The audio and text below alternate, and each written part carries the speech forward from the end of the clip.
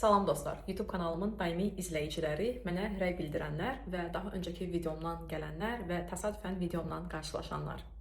Xoş gördük sizi kanalımda. Bilirəm, verdiyim vədləri bəlkə də vaxtında yerinə yetirmirəm, amma vaxtında olmasa da məncə nəticə önəmlidir. Nəticə olaraq mən buradayam və yenə sizin suallarınıza, istəklərinizə cavab vermək üçün. Düşündüm ki, 2026-cı ilin sonuncu videosunu çəkməliyəm. 2026, yox, 2025-ci ilin, deyəsən biraz tələsirəm. 2025-ci ilin sonuncu videosunu çəkmək qərarına gəldim. Sizin də bildiyiniz kimi Montenegroda son zamanlarda bəzi hadisələr baş verdi, hansı ki biraz çaxnaşma oldu deyə bilərik. Bu isə Azərbaycanlıların və türklərin cəlb olunduğu bir məsələ idi.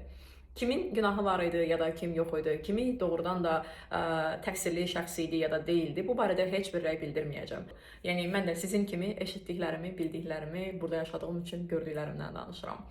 İndi deyəcəksiniz ki, axı nə dedim bu barədə? Bəli, heç nə demədim. Öncəsində qeyd elədiyim kimi, bəli, belə bir çaxnaşma var idi, baş verdi, amma bu mənim sahəm deyil. Ona görə də çox xahiş edirəm, bu barədə mənə çox suallar verməyin.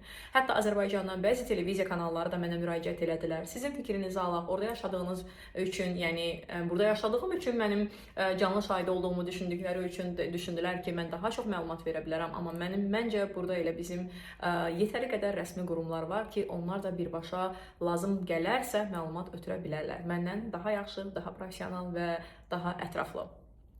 Onun üçün istəyirəm ki, daha çox məlumatım olan bir şey haqqında sizə məlumat verim. Bilirsinizmi? Artıq Montenegroya gəlmədən də burada şirkət aça bilərsiniz. Sual verəcəksiniz ki, bəs necə? Biz sizə, yəni mən sizə bunu sadəcə etibarnamə ilə təşkil edə bilirəm. Daha detallı məlumatları, əlbəttə bu videoda danışıb hamısını ötürə bilmərəm sizə.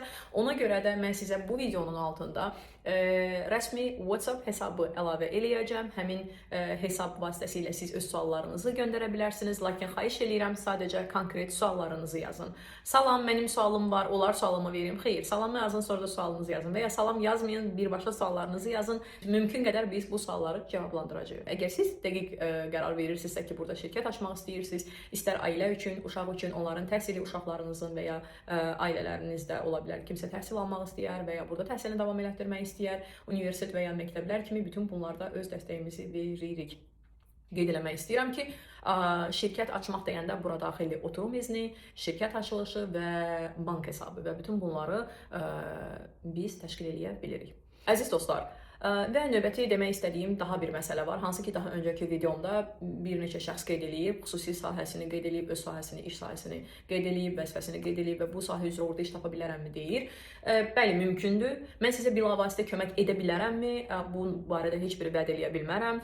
Lakin yaxşı olar ki, indi qeyd eləyəcəyim WhatsApp nömrəsinə özünüz haqqında ətraflı məlumatı, yaşınızı, təcrübənizi, iş yerinizi və s. göndərməklə bəlkə o halda əlimizdə bizə də olan təkliflərdən biz sizə o təklifləri yönəldə bilərik. Amma dediyim kimi, öncəliklə siz özünüz haqqında ətraflı məlumat verməlisiniz ki, biz də qismən sizi tanıya bilmə imkanımız olsun. Belə dostlar, ümid edirəm ki, qismən də olsa sizə həm öz fikirlərimi aydın çatdıra bildim, həm də yeniliklərdən bir balaca da olsa xəbərdar oldunuz. Məncə, bura gəlmədən burada şirkət aça bilmək çox yaxşı bir yenilikdir. Əgər siz də bunu dəyərləndirmək istəyirsinizsə, əlbəttə.